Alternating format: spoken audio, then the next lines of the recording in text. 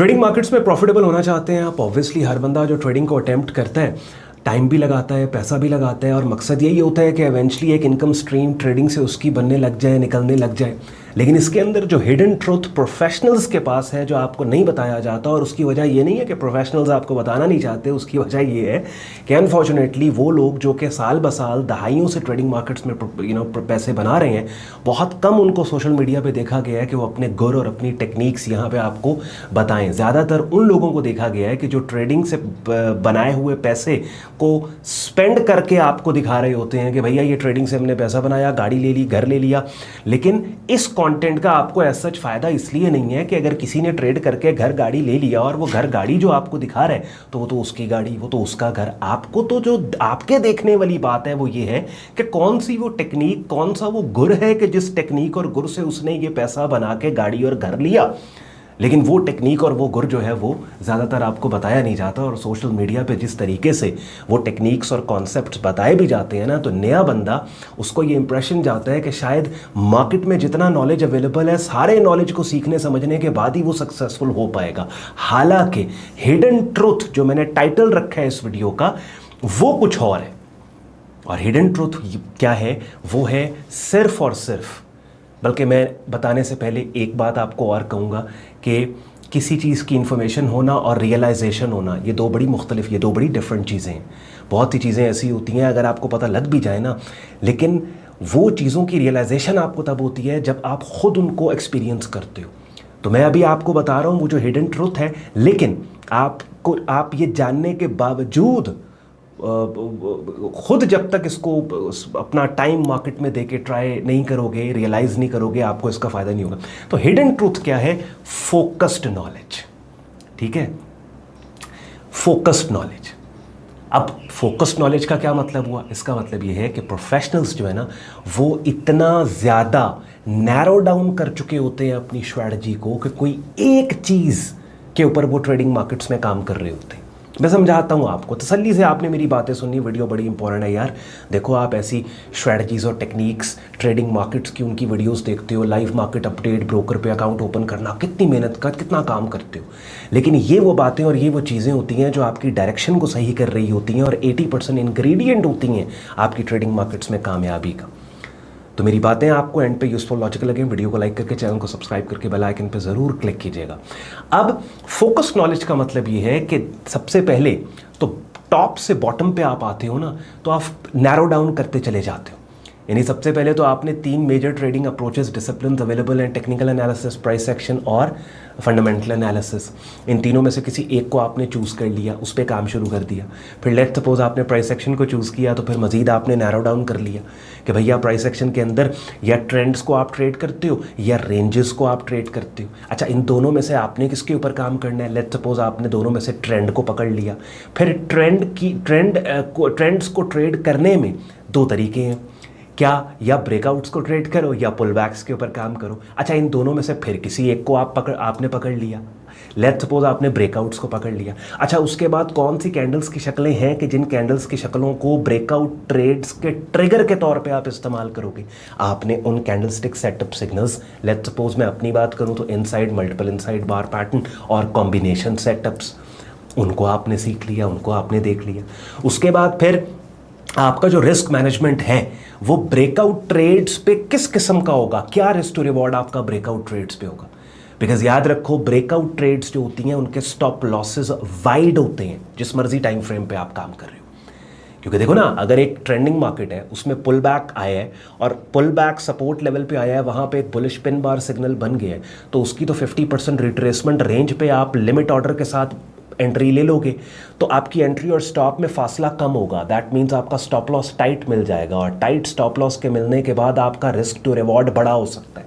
यानी आप अपनी रिस्क अमाउंट का 3 गुना 4 गुना प्रॉफिट की शक्ल में एक्सपेक्ट कर सकते हो इन मोस्ट केसेस। तो पुल बैक ट्रेडिंग के अंदर रिस्क टू रिवॉर्ड बड़ा आराम से रखा जा सकता है। ब्रेकआउट ट्रेडिंग में ये नहीं होता, बिकॉज ब्रेकआउट ट्रेडिंग में क्या है कि आप कंसोलिडेशन की ब्रेकआउट को ट्रेड कर रहे हो और स्टॉप लॉसेज आपको वाइड मिल रहे हैं, तो जितना आपका एंट्री और स्टॉप के दरमियान फासला है उससे 2 गुना 2.5 गुना फासले तक मार्केट ऊपर जाए या नीचे गिरे आपकी फेवर में, तो आपके पैसे बनेंगे। तो वहाँ पे आपका स्टॉप लॉस ज़रा वाइड होता है। अच्छा, ये आपने कर लिया। उसके बाद फिर आपने ये देखा कि भैया मेरे पास, मैं जॉब करता हूँ, मैं बिज़नेस करता हूँ, मैं कोई भी काम करता हूँ, तो पूरे दिन के अंदर मेरे पास जो फ्री टाइम है कि जिस टाइम मैं प्राइस चार्ट्स को देख सकता हूँ, वो कौन से सेशन में आ रहा है।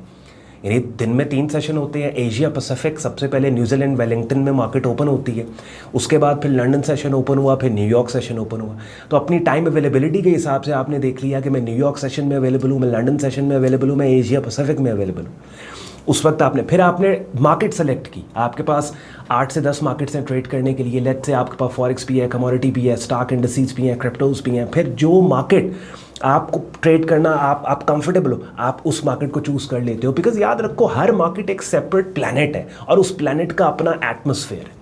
तो किसी एक मार्केट को सामने रख के, उसके किसी एक टाइम फ्रेम को सामने रख के, कंटिन्यूसली चार्ट को देख देख, प्राइस कोट को देख देख के आपको उस मार्केट की दुनिया का एटमॉस्फेयर समझ में आने लगता है। आपको आइडिया, तो आप फेमिलियर होते हो, आपको टाइम देना होता है एक प्राइस चार्ट के ऊपर। फिर आपने ये डिसाइड कर लिया, लेट्स सपोज आपने कहा जी मैं इथेरियम को ट्रेड करता हूँ, लेट्स सपोज आपने कहा मैं गोल्ड को ट्रेड करता हूँ, मैं ऑयल को ट्रेड। फिर आपने डिसाइड किया कि आपने इस मार्केट में आपका ट्रेडिंग स्टाइल क्या है। आप इंट्राडे करते हो, आप स्विंग ट्रेडिंग करते हो। अगर इंट्राडे करते हो तो आवरली चार्ट टाइम फ्रेम से निचले टाइम फ्रेम्स के ऊपर आप चले गए, 15 मिनट पे चले गए, 30 पे चले गए। अगर आप स्विंग ट्रेडिंग करते हो तो लेट्स सपोज आपने बोला स्विंग ट्रेडिंग जो है मैं आवरली चार्ट टाइम फ्रेम पे करूँगा, आपने आवरली चार्ट टाइम फ्रेम को पकड़ लिया। तो अब इसमें क्या हुआ, आप देखिए टॉप से लेके बॉटम तक आप नैरो डाउन करते चले गए, लेकिन हर चीज़ पे आपने टाइम देना है। सबसे पहले आपने देखा फंडामेंटल, टेक्निकल, प्राइस एक्शन, तीनों में से आपने प्राइस एक्शन चूज़ कर लिया। प्राइस एक्शन चूज़ करने के बाद आपने नैरो डाउन किया ट्रेंड्स या रेंजेस, आपने ट्रेंड्स को चूज़ कर लिया। ट्रेंड्स को चूज़ करने के बाद आपने कहा ब्रेकआउट्स या पुल बैक, आपने ब्रेकआउट्स को चूज़ कर लिया।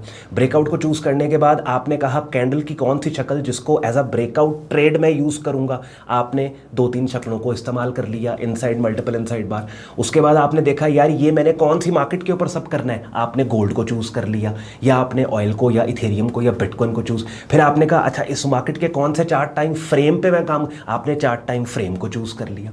फिर जब 6 महीने, 1 साल, 2 साल ब्रेकआउट ट्रेडिंग में अपने आप को एक्सपर्ट आपने बना लिया, अच्छा आपने कहा यार अब मैं ना ऐसे करता हूँ कि पुल बैक ट्रेड्स को भी लेता हूँ। यानी 70% अगर मेरी ब्रेकआउट ट्रेड्स हैं तो लेट्स से 30% मैं पुल बैक ट्रेडिंग की तरफ भी आता हूँ। तो पुल बैक ट्रेडिंग में आपके रिस्क मैनेजमेंट और है क्योंकि वहाँ पे स्टॉप लॉसेस टाइट हैं, और ब्रेकआउट ट्रेडिंग में आपके रिस्क मैनेजमेंट और है क्योंकि वहाँ पे स्टॉप लॉसेस वाइड हैं। वहाँ समझ रहे हैं। तो जितने भी मैंने प्रोफेशनल्स और सक्सेसफुल ट्रेडर देखे हैं ना, और मेरा अपना तजुर्बा, एक्सपीरियंस भी मैं आपके साथ शेयर कर रहा हूँ कि successful trading is all about focused knowledge, ठीक है, और focused deployment of that knowledge. नया बंदा जो होता है ना, जैसे मैंने वीडियो के स्टार्ट में बोला कि जिस तरीके से ट्रेडिंग को एडवर्टाइज़ किया जाता है कि ट्रेडिंग करने के नतीजे में पैसे जब लोगों के बनते हैं तो उन पैसों की स्पेंडिंग दिखाई जाती है। पैसा बना कैसे वो, और अगर लेट्स सपोज टेक्निक्स अवेलेबल भी हैं तो सीक्वेंस अवेलेबल नहीं है यूट्यूब पे। यानी यूट्यूब पे आपने एक वीडियो देखी ना, दूसरी देखी, तीसरी देखी, तो यूट्यूब पे ये पता हुआ है कि ये ए है, ये सी है, ये डी है या ई है, लेकिन यूट्यूब पे सीक्वेंस आपको नहीं मिलता कि ए के बाद बी, बी के बाद सी, सी के बाद डी प्लेसमेंट, और सीक्वेंस जब तक नहीं बनता बंदा नया कंफ्यूज हो जाता है। तो आई होप कि इस छोटी सी वीडियो ने आपके राइट ट्रेडिंग माइंडसेट को बिल्ड करने में आपकी हेल्प की होगी, और आपको फोकस्ड नॉलेज की इंपॉर्टेंस मेरी बातें सुनने के बाद आपको रियलाइज़ हुई होंगी। मज़ीद इस वीडियो के डिस्क्रिप्शन में सारे यूज़फुल लिंक्स दिए, उन्हें चेक कर लीजिएगा। और आप में से वो लोग जो प्रोफेशनल लेवल पे काम को सीखना समझना चाहते हैं, उनके लिए मेरे यूट्यूब चैनल पे ट्रेडिंग कोर्स के नाम से एक प्लेलिस्ट पड़ी है। डेली की अगर रूटीन वाइज एक वीडियो भी आप देखना स्टार्ट करो, by the time playlist complete करोगे, काफ़ी हद तक आपको बिगिनर लेवल पे ट्रेडिंग मार्केट्स का पता लग जाएगा। और इसके अलावा अगर मेरी बातें यूज़फुल, लॉजिकल लगी हो, आपके वक्त में वैल्यू एड की हो, वीडियो को लाइक करके, चैनल को सब्सक्राइब करके बेल आइकन पर क्लिक कीजिएगा। ख्याल रखिए अपना, मुझे इजाज़त दें, बाय बाय।